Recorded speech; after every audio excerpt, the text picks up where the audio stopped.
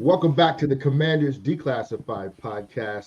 We are back four deep tonight. You get everybody because it's Thanksgiving and you asked for it. Now be thankful about it, will you? We got a lot of great things to get into tonight. Of course, it is Dallas week. Fellas, I want to talk to you about Dallas week. Look, we won 4 games out of 11. That sounds bad, but it may not be that bad. We'll talk about that tonight too. But first, we got to pay some bills tonight. We're going to do that off the jump. We want to say thank you to our sponsor. Eric, I'm going to hit your theme music. And whenever you're ready, man, take it away. It's been a minute since I've heard the theme music. I like it. Let me just vibe for a second. That's a head vibe. Yeah. And by vibe, I mean cough. All right, there's so much to be thankful for right now. Family, friends, food, and NFL football all week long. DraftKings Sportsbook, keeping your Thanksgiving week full of action. New customers can get just $5 on the NFL action to score 150 instantly in bonus bets. Now, no matter your appetite, there is something for you. Money lines, parlays, props, live bets, so much more. You name it, they've got it. All kinds of games this weekend. Our Commanders are like 11-point underdogs. Well, let's just move on from that. All right, download the DraftKings Sportsbook now. Use code CDP11. CDP as in Commanders Declassified Podcast 11. New customers can bet $5 on the NFL.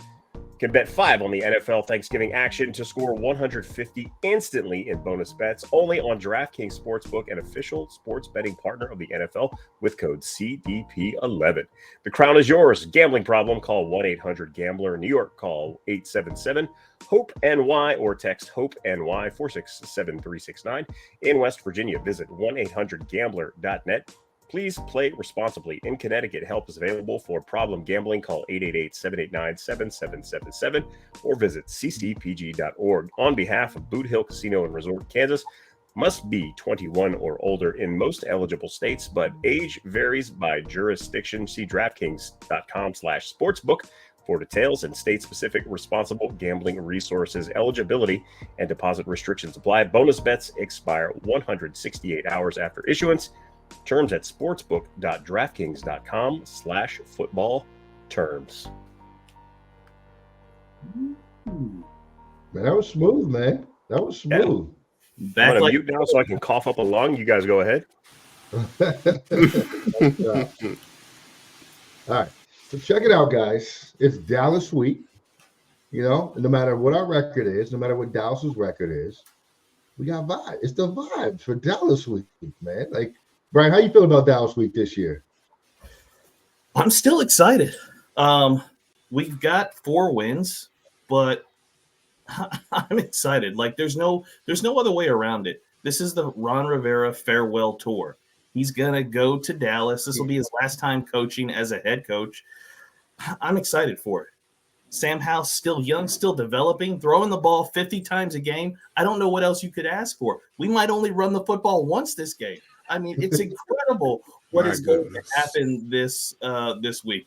But in all seriousness, I'm still excited because, there is. I mean, for me, this was always a lame duck year. I know. A lot of people thought Ron is coming back, but it never really made a lot of sense to me. So hey, we're going to have to get through some hard times this season before we get to 2024 when everything will be brand new. So I'm excited. I hope they break something out, something that they've been saving in that playbook, whether it's offense or defense, because both sides haven't. Really, the defense hasn't lived up to it. That was supposed to be a top 10 unit, and it really hasn't been. So whatever they're saving, I want them to break it out this week, right? Whatever they were holding on to, hey, this is our showstopper. Let's see it this week. I want to see something. Creativity in the play call. That's an interesting concept because we really haven't seen it much here. But, you know, I remember the days when, like, Dallas Week had the area buzzing. The DMV would be buzzing about Dallas Week. Folks would be hyped. Folks would call the radio station talking trash about the Cowboys. Who was that? Chris Paul. He had the show. Who Paul used to do the show with back in the day? You guys remember? Redskins late night. It was Jason Reed, as a matter of fact, I think. And then he also did some songs. He would make up his own raps about the game. Yeah. Yep, back in the day, man. Like this used to be a thing here. I think it's still important. It's still fun. Not quite what it used to be, but we know the reasons why. Eric, how you feeling about Dallas week? I'm going to be honest. I wish Dallas week wasn't a thing, because I hate making a big deal about some other NFL team. Because really, the only thing special in my mind about the Dallas Cowboys is their own like inflated sense of self-worth and their fans' entitlement. And when we make a big deal out of Dallas week, all we do is feed that. So it's an NFC East game, and I couldn't care less who the opponent is. It's an NFC East game. I'm tired of talking about Dallas week. And again, I'm the oldest, by far the oldest person on this podcast, and I definitely remember the rivalry. But I just, all we do, when you get on the platforms, you listen to the fans talk, and all they talk about is we live in your heads rent free. And the fact is, they're right. Right? You saw that Philly thing this morning, like where they just beat Kansas City last night, and their fans were chanting "Cowboys suck." Like, why? Stop doing that. Stop making the Cowboys a bigger deal than they are. They're a team that has strong regular seasons and flames out in the playoffs every single year. I'm tired of talking about them. I'm tired of Dallas week. Just treat it like another game and move forward. So that's how I feel about quote unquote Dallas week. Like, I'll talk about them this week because they are the opponent this week, but I'm not one of those people that just post F Dallas memes all year long, because that doesn't do anything but feed their ego. I'm not interested in doing that. They're just another NFL team, despite their opinion of themselves. So let's just treat them that way. Well, shoot, Ebenezer, I should have asked you last, man. Mike, I know, right? Mike, how you feel about Dallas week? I mean, it is what it is. What are we? 10.5-point underdogs? Like, the season has just been so disappointing. Am I misremembering something? Did Brian not predict the 11-win season? Oh, that was the floor. You said it was going to be a lame duck season. I said 8. Don't do me like that. I said 8 wins. 8 wins was the floor, because that's what we had last year. That's still within sight. I said 11 wins is what I predicted. Don't do me like that. Counting preseason too. Like, I forgot we even went undefeated in the preseason. Like, if anybody ever needed to know why preseason does not matter, look at the 2023 Commanders. But seriously, the only reason we even care about Dallas week, when I say we, honestly, I mean the NFL fans in general, is because of their fans. Like, their fans are trash, and any chance we get to clown them, we want to clown them. But I agree with as a Washington fan, we just haven't had as many chances to clown them. Like, don't go look at the football database website and look at the Washington Cowboys versus Washington franchise all-time record, especially the last, 20 years? It's not pretty. So, yeah. Am I excited? Heck no. And that's mainly because of the season. But will it be nice to pull off the upset? Of course. But as you'll see in the next couple of minutes, we won't be pulling off any upsets this week. Yeah, man. Look, when the Cowboys fans, to me, are, I mean, they're Cowboys declassified. What's going on here?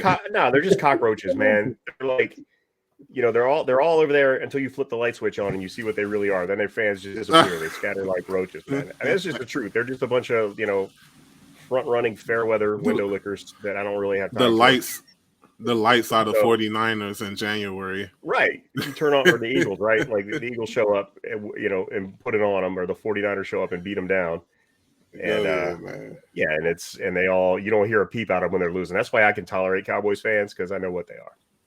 They're all from Culpeper, Virginia, too. Right? Nobody's been to Texas.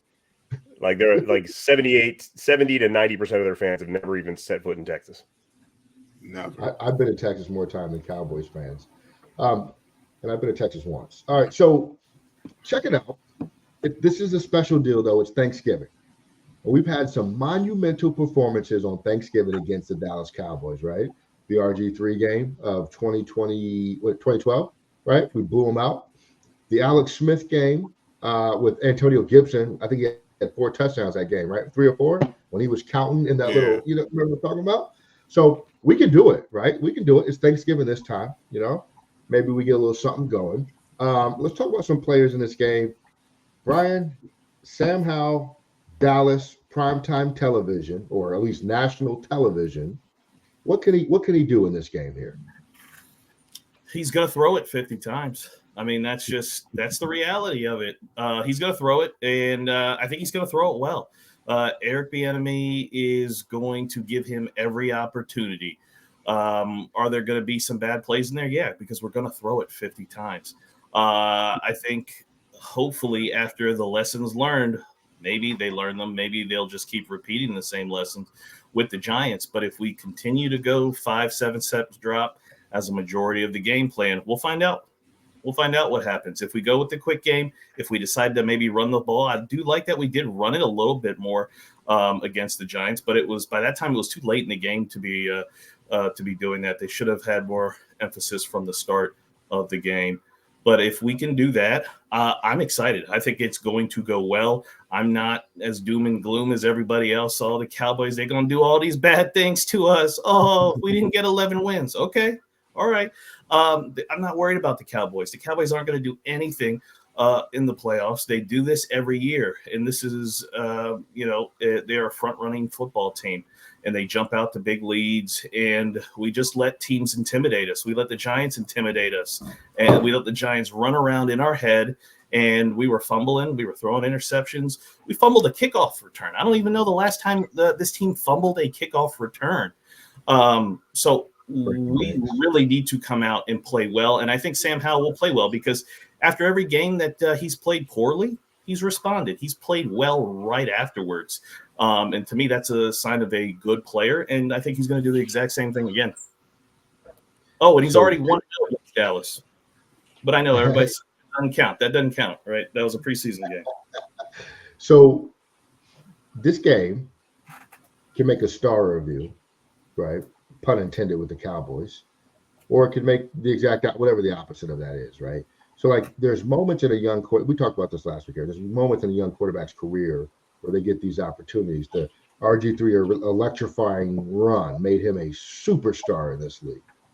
A great game against Dallas on primetime, our rivals, could raise the level of Sam Howell's profile to uncontainable levels.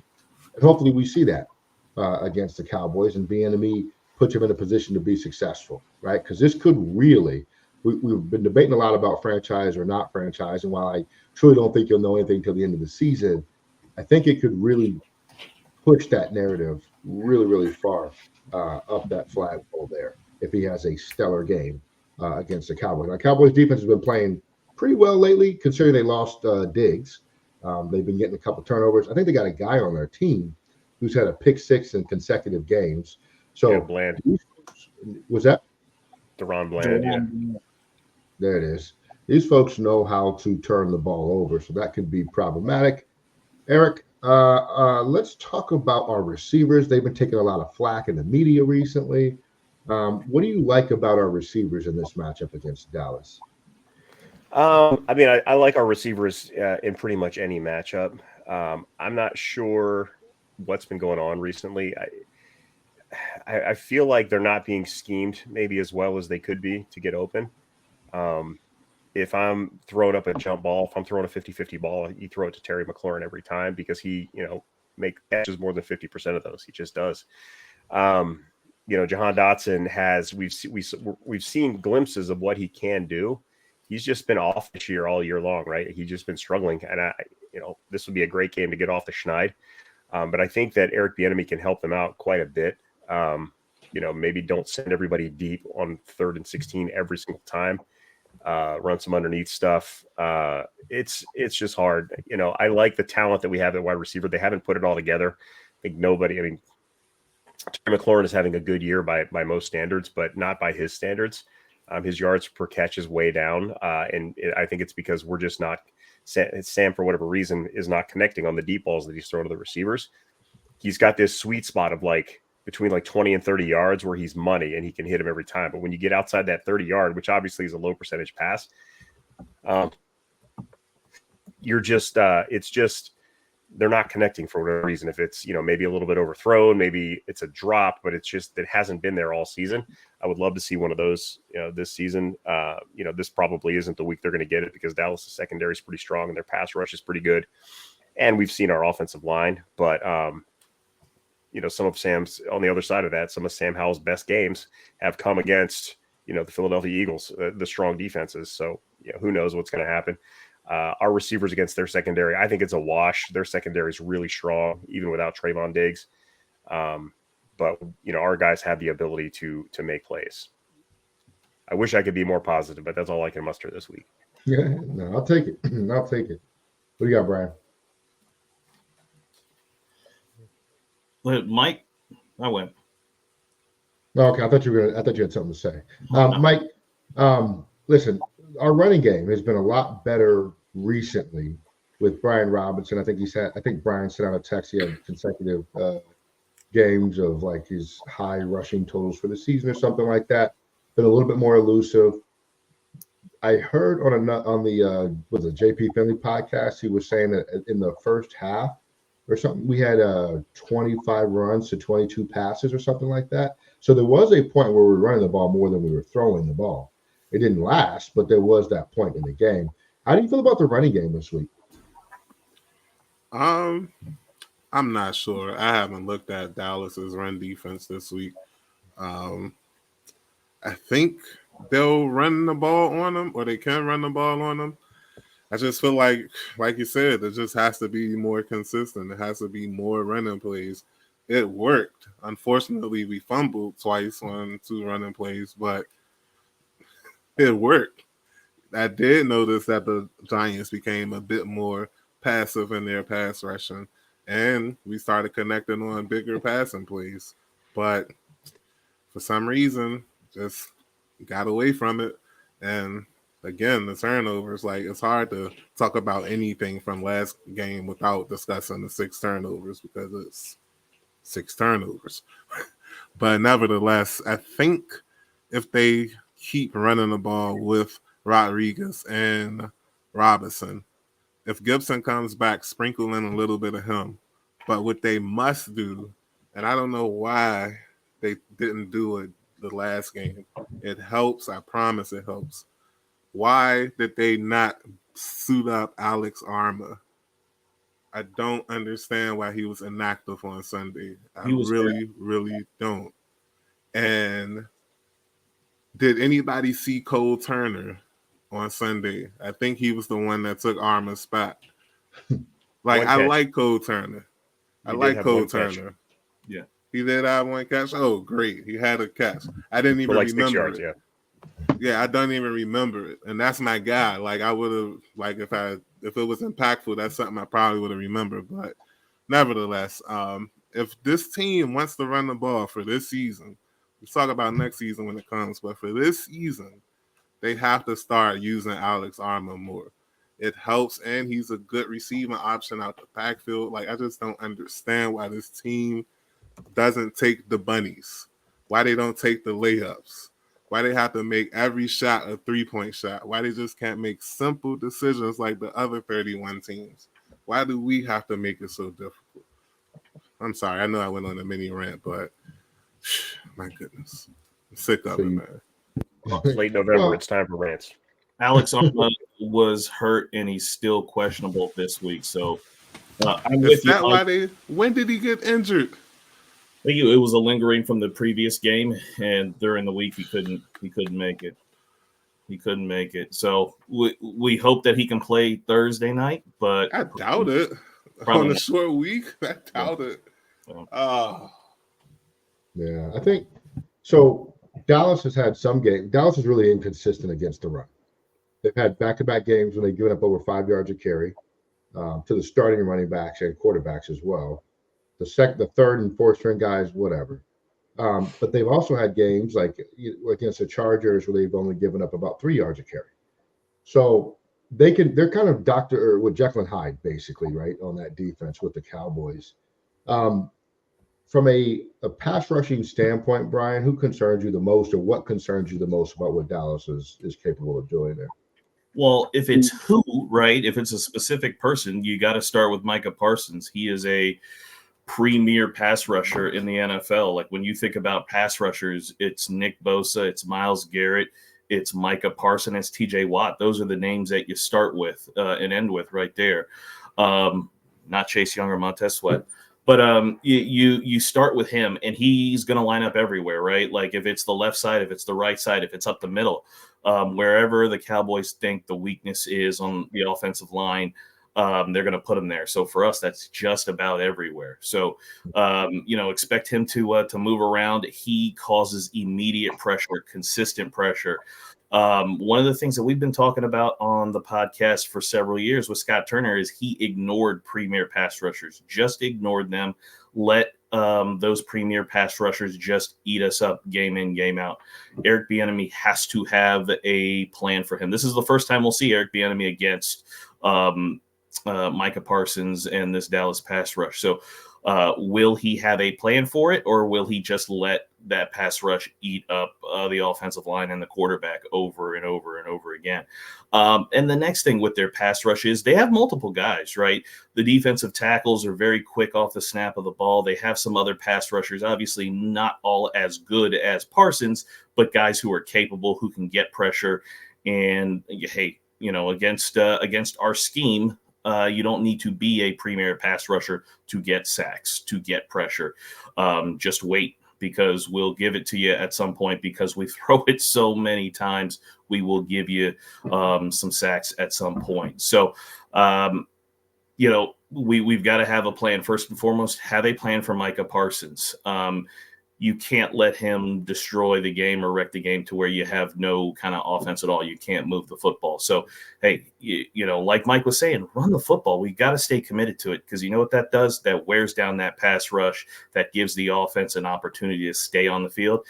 And how do we beat Dallas, or how do we beat a lot of these teams that are coming up? We got to possess the football. If we give the other team more chances, just going to be more points, because this defense won't stop anybody. So have a plan against Micah Parsons, and if we do, we might have a chance. Yeah, Dallas defensively is only allowing a 59% completion percentage. They are, I believe, second or third in the league. They are second in the league in yards allowed. So that means the way that the NFL ranks defense, they're the second overall defense in the NFL. They have given up, they got a decent number of touchdowns, but they also score a ton of points on offense. So you're going to get more possessions there. And you just might drop us. All right. So I guess we were moving on to to the secondary, the Cowboys secondary. I'll go ahead and take it. Obviously, we know Deron Bland's got four interception returns for touchdowns this year. Malik Hooker back there playing safety.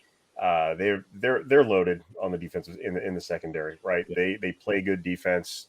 Dan Quinn's a great defensive coordinator. He's an aggressive defensive coordinator. They're going to be up in our faces quite a bit.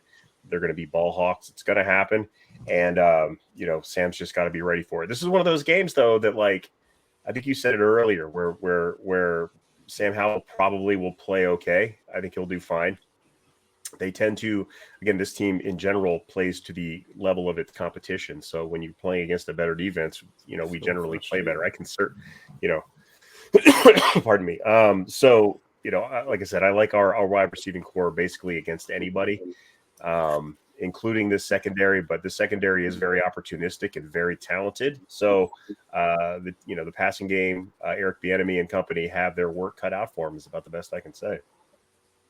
What's what I find really interesting is what's the Dallas defensive coordinator? His name? Dan Quinn. Dan Quinn. He's in year 3 or 4 of this defense, and look how well their defense is playing. And conversely, look at us, Jack Del Rio, year 4. The defense. I don't even know if those guys have met each other. They look like they just met each other for the first time and are learning the plays, for the first time. So you can see 2 different coaches, 2 different philosophies. And where their defense has progressed to in year 3 and year 4. And it's not even comparable, to be honest with you. And I got dropped out there, but real quick to finish up on the stats, Dallas is 4th in the league in interceptions with 11. Actually, they're tied for 3rd, I believe. They are also, from a sack perspective, Dallas is, it looks like 7th or 8th in sacks. Washington is actually 4th. But we just played the Giants and sacked them 9 times, and that's why we crept up there. So Dallas does everything well on defense that we do poorly on offense, which is protect the football and protect the quarterback. So it should be a very interesting game over the weekend. Mike, from a defensive perspective with the Cowboys and their ability to stop the run, do you think that even though the enemy is not going to be overly aggressive about running the football, but the Dallas has the players and playmakers to shut us down if we wanted to do so in the run game? Shut us down. That might be too rich for me for them to shut us down. When I think of shutting down a running back, I think of what we did to them in 2007 when Marion Barber came into the week 17 needing 7 yards. I think he needed 6 yards to break 1,000 yards, and he ended up leaving the game needing 13 yards to break 1,000 yards. Like, that's what I mean by shutting down. So no, I don't think Dallas can shut down our running game. I think we can by not running it, but I don't think like Parsons, he's for as great as a playmaker he is, like I forgot which one you said. He's just one person. I feel like for some reason this team doesn't understand how to stop a star rusher, especially if they're in New York and we're a single digit. But I feel like if they can just focus on Parsons, you might be able to run the ball more. Like you said, the last couple of games I've checked it out, they have given up a lot of stats to running backs that I think are just as good or not as good as Robinson. So if we can get off on a running game, it might make things interesting, but I don't know. It's a lot to ask for what this offensive philosophy has been to this point in the season. Flipping the side of the ball to the Dallas offense and our defense, Eric, Dallas is second in the league in scoring. Listen to me. Dallas has 30 points a game. They are just behind the Miami Dolphins by a fraction of a point in points per game. This offense can be explosive. They have put up points. How terrified are you of what Dallas is going to bring to this game offensively? I mean, Dallas, they're going to do to us what every other team this season has done to us. They're going to score 35, 40 points on us. Maybe more. Who knows? Our defense, it's not really about their offense. It's about our defense. We can't shut down bad offenses. Why would we shut down a good one? It's going to take a supernatural effort to hold this team under 30 points this week based on what we've seen of our defense so far this season. Dallas is going to do what they do. I don't think their scoring average per game is going to go down this week for sure. It's just a question of, can we hold them can we hold them to less points than our offense is able to score? That's about the best way to put it. And I don't know. This team put 49 points on a team that we didn't score 20 on, 2 weeks ago. They dropped 49 on the Giants. We couldn't score 20 on them. But at the same time, Wink Martindale just has Eric Bieniemy figured out. It's obvious over 2 games. And, again, I point to the performances against Philadelphia. We're the only team to score 30 points on Philadelphia this year. We did it twice, right? So who knows? Their defense, their offense is going to score a lot of points. Can we keep up is the question. I don't know, but yeah, I don't see any strategy that our defense has based on what I've seen this year to shut down. I can't offer a magic potion to shut down what they do on offense. They have very good wide receivers. Our defensive backs can't cover anybody. We don't have linebackers at all, so they're going to run the ball as much as they want. We rely on 2 defensive tackles doing everything for this defense. Everything is predicated on what Daron Payne and Jonathan Allen are able to do, and historically, Dallas has been able to contain those 2. And they are not backed up with Young and Sweat anymore. So who knows? I think Dallas is going to do whatever it wants on offense this week. Oh, you guys didn't hear? Cody Barton's activated. Like, we're good. Come on. He's in the 21-day window. I don't think he can come back. Rivera said today he's activated. He's playing. It's okay. Cody's back. Have no fear. Cody Barton is here. So we know they'll score 40. Yeah. Cody Pollard going for 96 and 3 touchdowns. That's it. Brian, the Dak Prescott conundrum. Is he a great quarterback? Is he not a great quarterback? Where do you sit with Dak Prescott in terms of his quality of quarterbacking?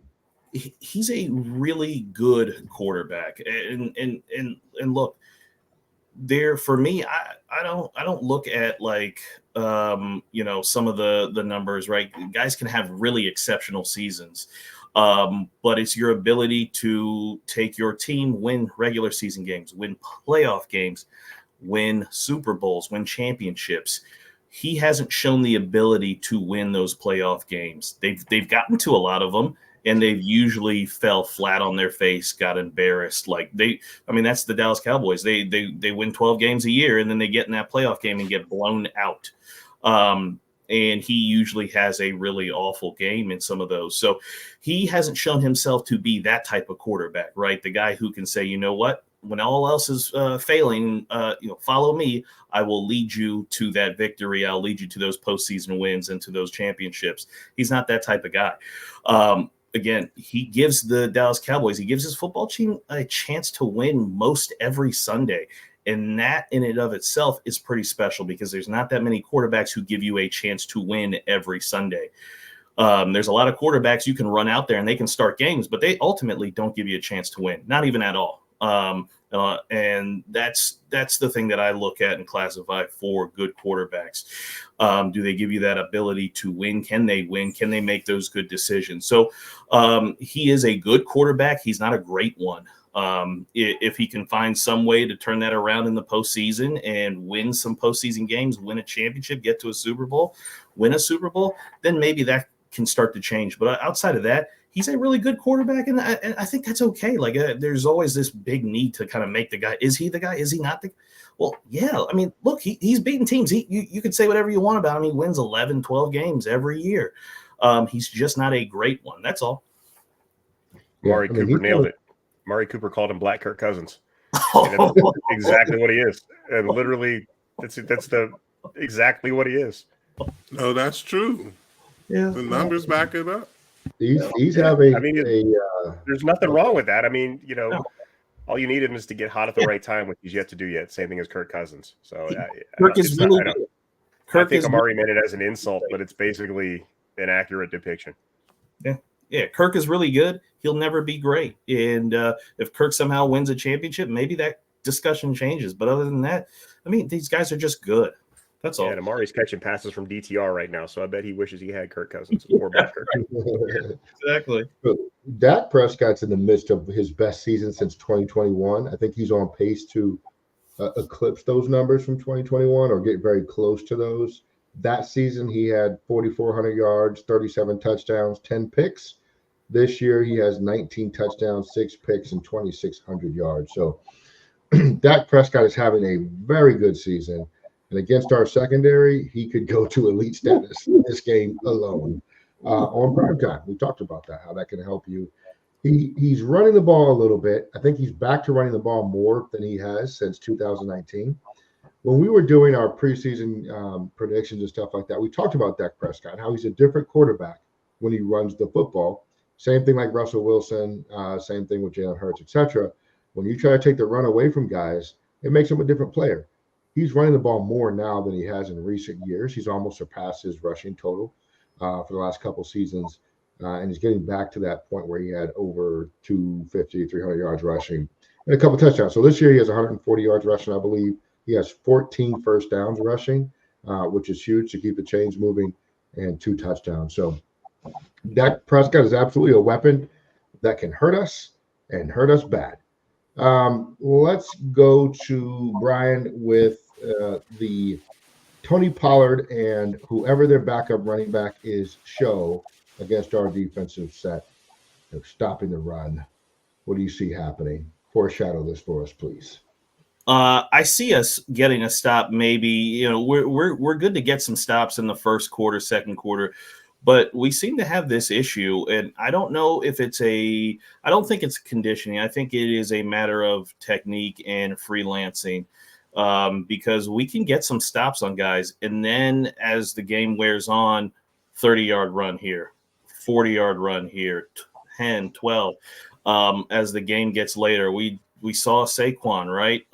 We stopped him pretty much all day in the run game. Certainly he caught a bunch of passes all over us.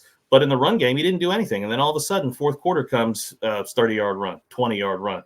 and just ate us up when we needed it.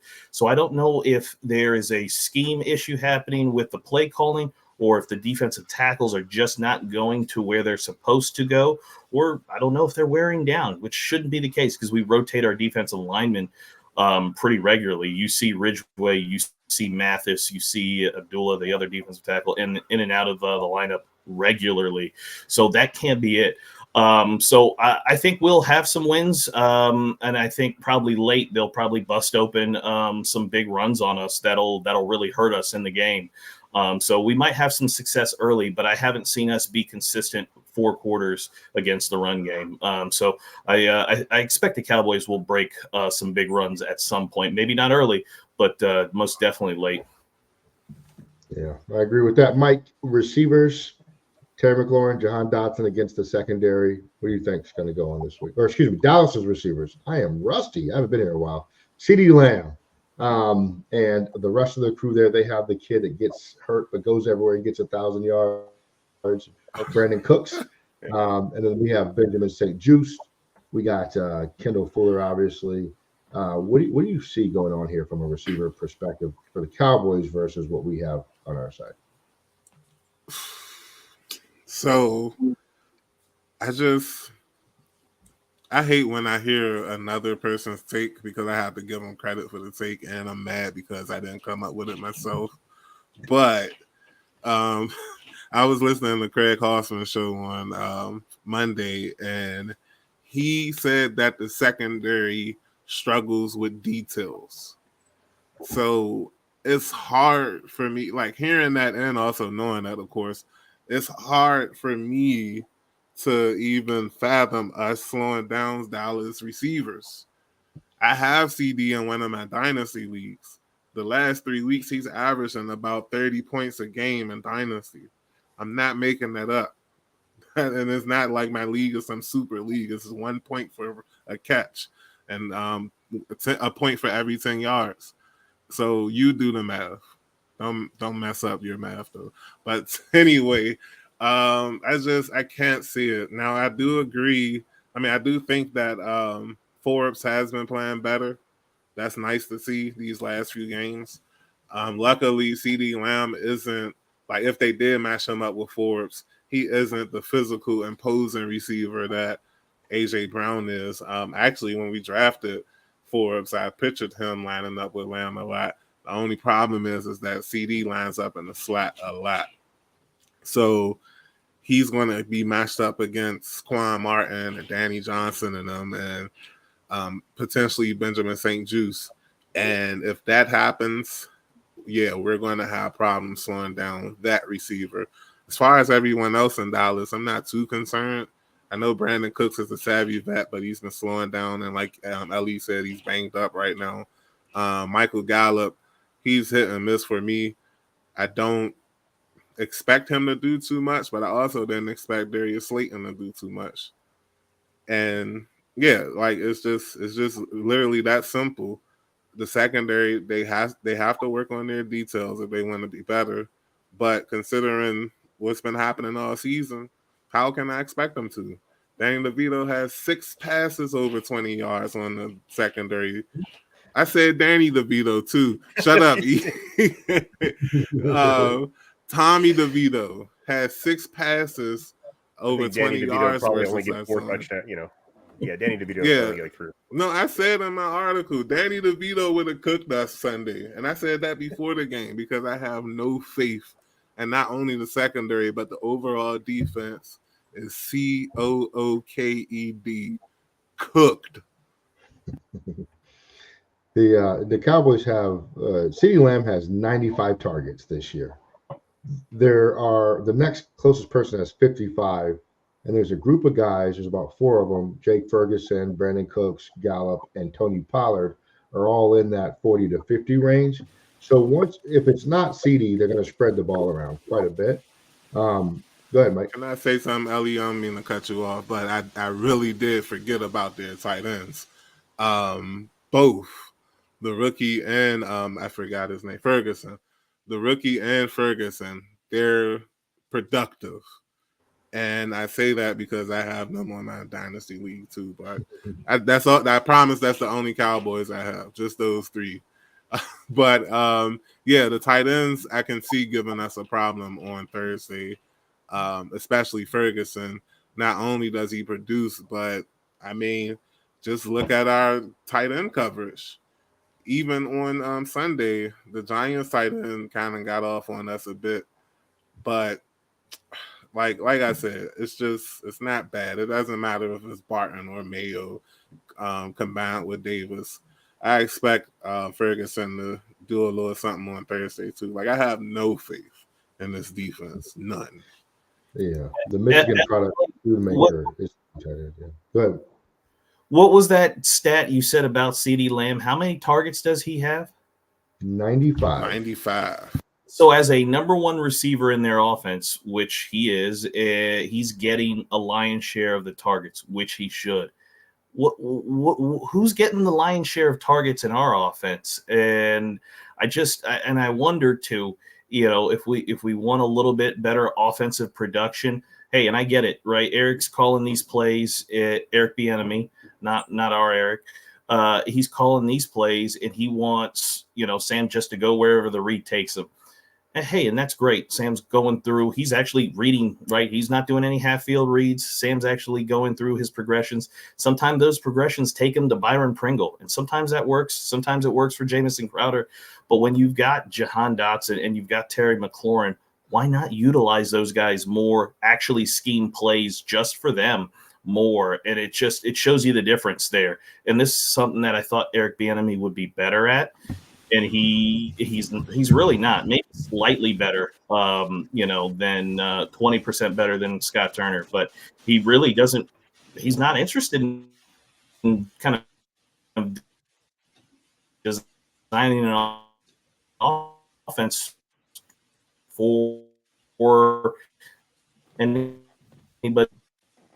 other than kind of the quarterback to throw it 50 times, and that's. Yeah, I looked up the stats while you were talking, Brian. Terry McLaurin has 86 targets. 86. He has one more game played though than CD has, so he's 10 less targets, I think, and one less game. So that's what I was going to say, Ali. Like it's crazy because I saw the stat and I was like, "Wow, he's only 9 targets behind him." I can't believe it until it dawned on me. Dallas had their bye already.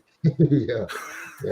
Like, and CD's at 1,000 yards already. McLaurin's at 644, and CD had his bye already. Like, think about that. That's crazy.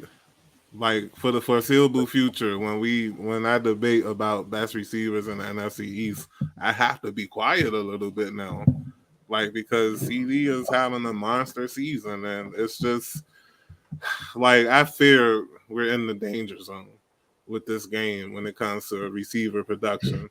Like we're in the midst of a Randy Moss-esque performance from CeeDee Lamb. I feel like I am not expecting them to contain him on Thursday, like at all. You know what's crazy? CeeDee Lamb averages 100 yards a game receiving. You know what McLaurin averages? 58 yards a game receiving. Dotson's 34 yards a game receiving. What's like? I bet you Pringle and De'Ami Brown probably have like almost similar to Terry. What are they, like 30 or 40? No, they're like 15 or 20 yards a game probably. They don't have a lot. Yeah, it's Robinson that probably has like 400 receiving yards. Robinson averages 28.5. Gibson actually averages more than him at 26. Curtis Samuel is 34. Logan Thomas is 40. Pringle is 11.7. And De'Ami is 15.3. I mean, you got to give Howell some props for spraying that thing around like income tax. My goodness, everybody give the catch. Yeah, but we talked about this in the thread a little bit though. Not everybody is as impactful with each reception they get, and I think that's a problem. Like, you need to get your ball to impactful players. I want to do something real quick. I got a couple rapid fire questions for you that this is going to segue into. So let's jump into that. Eric, a lot of debate on social media this week about Terry McLaurin being a true number one. I know he's your favorite player. Is he a true number one in your eyes? He is. We just kind of talked about it. Feed him more. working more in the scheme, getting the ball more. Like I said, by his standards, he's having a down year. Not going to lie about that. I don't think that's a indictment of him. I think it's just kind of an indictment of how the whole season's going overall. Sam Howell tends to spread their ball around quite a bit, whereas like in previous years, especially with Heineke just forced Terry the ball. I'd like to see, Sam Howell get back to that a little bit more and get those catch numbers up, target numbers up, and yards per catch numbers up. But yeah, I still see Terry as a number one receiver, despite, what he's looking, what his numbers look like this year. Yeah, his long reception is 36 yards for Terry McLaurin. That seems weird to me. Wow, I didn't realize. Yeah, again, It's just they're not connecting on the deep shots, and it's wild because they're there, but they're just not connecting on them. Yeah. Mike, the sacks have returned a little bit the last couple of games. We had a good stretch where sacks were non-factor for Howell in the offense. Is it the offensive line regressing, the opponents we've played, or is Howell holding on to the ball too long as of late? A combination of each, and I know that's a cop-out, but it's really that simple. The play calling hasn't been up to par. Neither has the offensive line. And Sam Howell's only started, 12 games now? Or 13 games or something like that. So, yeah, like the sacks, they're going to keep coming. Just be happy that we're not averaging 5 sacks a game the last couple of weeks. It's more like 3 sacks, and that's you still would want better, but again, not a below average offensive line. Second year quarterback and first year offensive coordinator. Like, I'm not surprised that the offense is sputtering, so to speak, but you do see glimpses of glory. So hopefully they can continue to build a line. Hopefully Howell can get the ball out quicker, but don't expect much for the rest of the season. All right. I'll take it. Brian, there's been a lot to make about receivers not getting open all of a sudden. When last year we were really good with separation. Is this Eric Bieniemy? Is it scheme? Or have our receivers just all of a sudden forgotten how to run routes? What is the issue this year?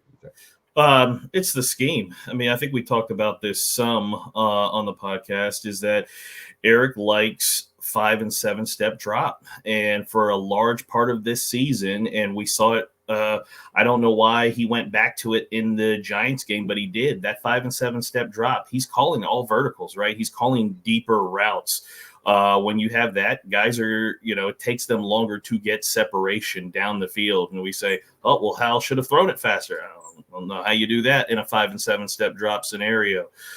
So to me, that's scheme. Like, you've got to understand that and go, you know what? We want to get the football out quick. Like, that's what we talked about all off season. That's what Eric Bieniemy said he would do, but we haven't really seen it. We saw it he started to do it for a handful of games. And this game, it very much felt like he got away from it. Like, almost like he was like, okay, well, we had a good run. Let me get back to what I want to do. Almost like we would see Scott Turner after Ron Rivera would tell him, you've got to run the football. And after a few games of that, he'd be like, you know what? Time for me to get back to what I want to do, which is throw the ball down the field.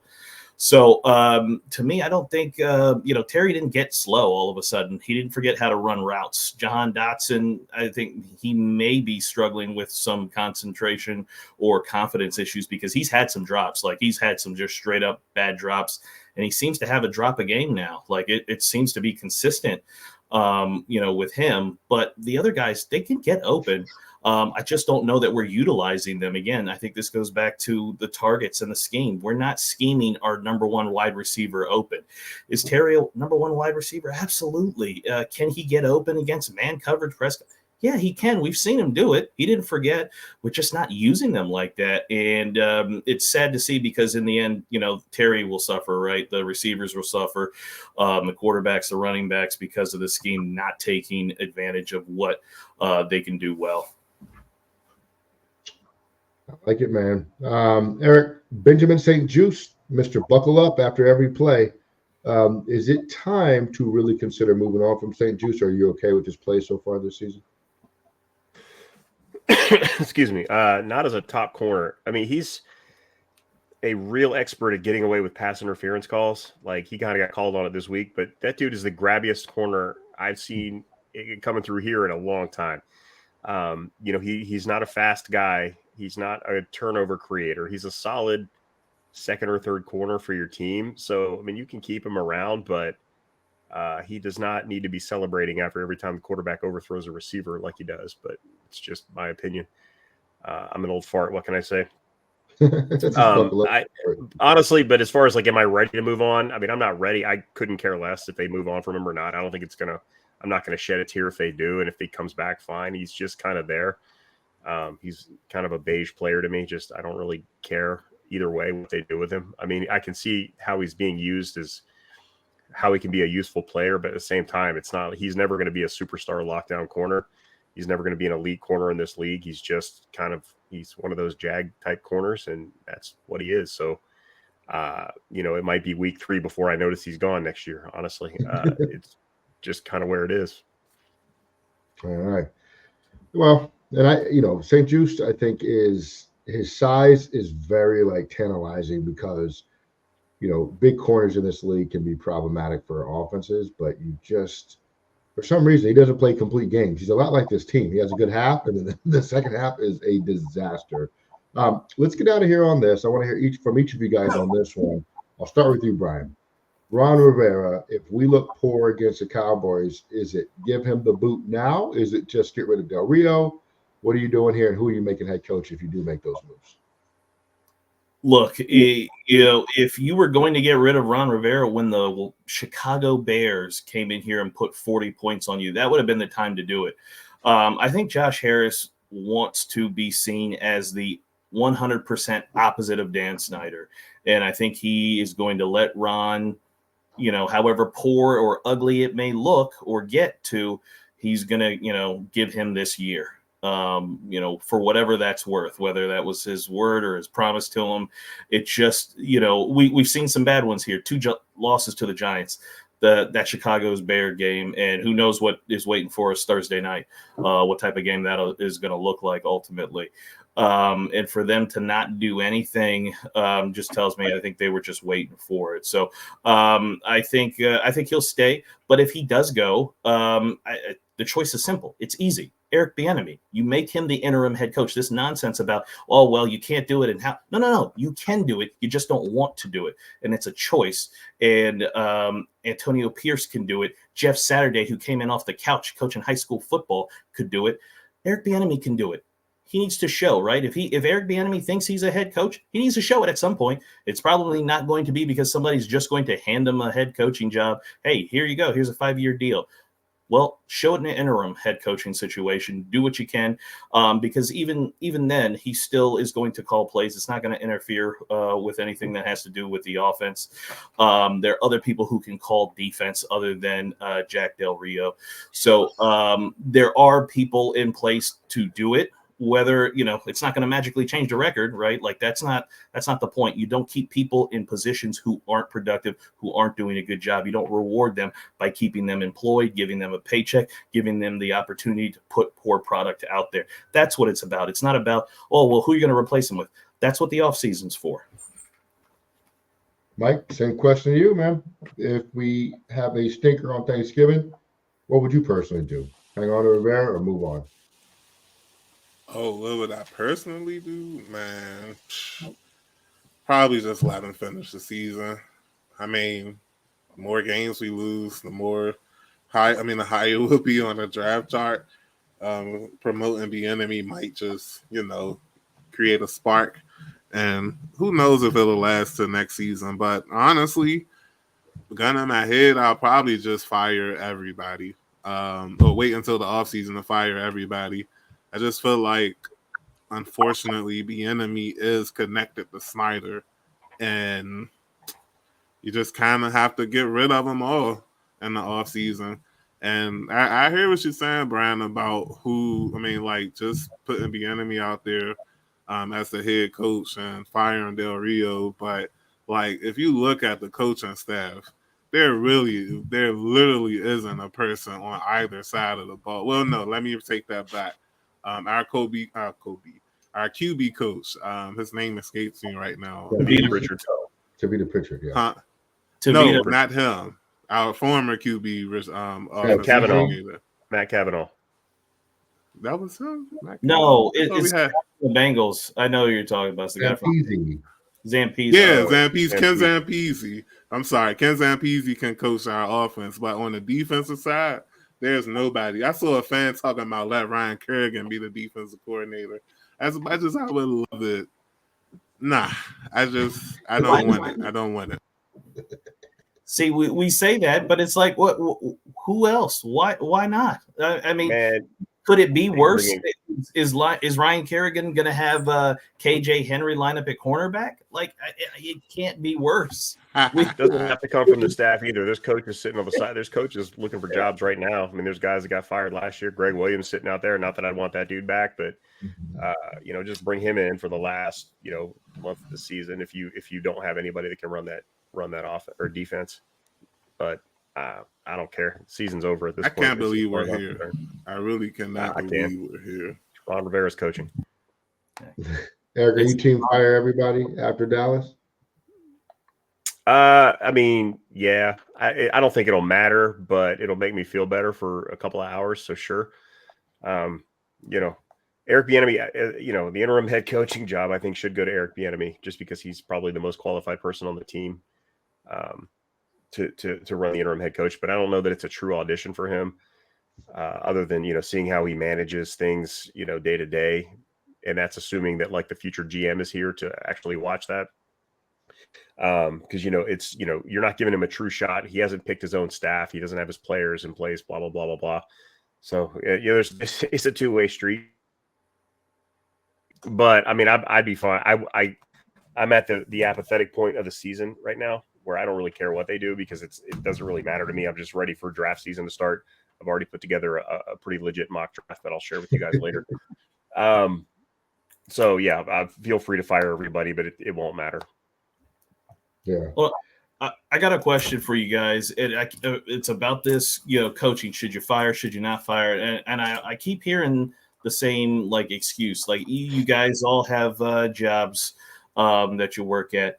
When a employee is unproductive, they are not good at their job. They're incompetent at their job, right? Their production is bad. And it's not that they've been bad for just a few minutes, years. Do you say, you know what? We can't replace Bob. Who else we gonna get? And we just keep Bob in the same place? Is that the answer? You don't work where I work. You name about 10 of those people right now. I might be one of them. Well, Brian, here's a difference though. Here's a difference though. Let me respond to you on that one. You're not firing Bob. You're firing the CEO. And there's a difference. And bad CEOs do stay in place for quite some time across organizations. And you can bench a player, right? You can fire an assistant coach to take the blame for stuff. Firing the head coach is a big deal, right? Especially to Eric's point, like the GM to pick the next one might not even be here right now because the head coach is the GM, right? Coach-centric organization. So that's a big deal. That call has to come from Harris himself and nobody else, right? Because there's nobody else in between to make that. And so you made the right point that Harris doesn't want to come across as Dan Snyder 2.0.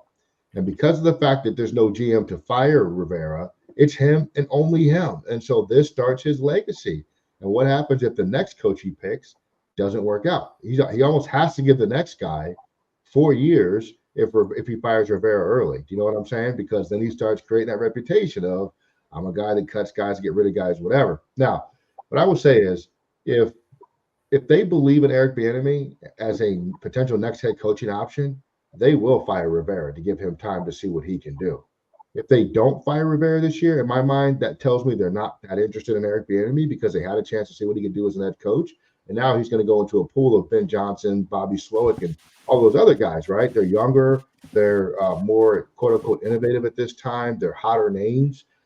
Bieniemy's on a bad team. Say what you want, but the offense isn't that much better than Scott Turner last year for a lot of reasons, but he's in charge of the offense. So he wears that. So I personally agree with, I think everybody here said it, like Rivera's probably going to finish the year. That's what I think. Unless something really drastic happens. But if you're Eric Bieniemy and you don't get that opportunity, I'm not sure what's going to happen. If they do fire Rivera and don't name Bieniemy the head coach, That would be disastrous. I don't think there's any way that happens, by the way. I think it is Bieniemy. But there's just so much at the feet of Josh Harris because of Snyder's decision to give Ron total control over the organization. It impacts this decision too, whether we like it or not. So I think he finishes the season. We're overtime. Real quick, 10 seconds. Brian, give me your score prediction for this week. The Dallas Cowboys come up short on this Thursday afternoon or evening, whatever it is. The Commanders win 26-24 in a close one. I did not expect you to go there, but I'm proud that you did, man. 26-24 Commanders. Mike, give me your 10-second prediction. 31-13 Dallas. Ooh. CD scores twice. Two times. All right. For your dynasty league. First time, yeah. Eric, what do you got, man? Nothing would surprise me this week. The only thing that would surprise me this week is if the Commanders blow out the Cowboys.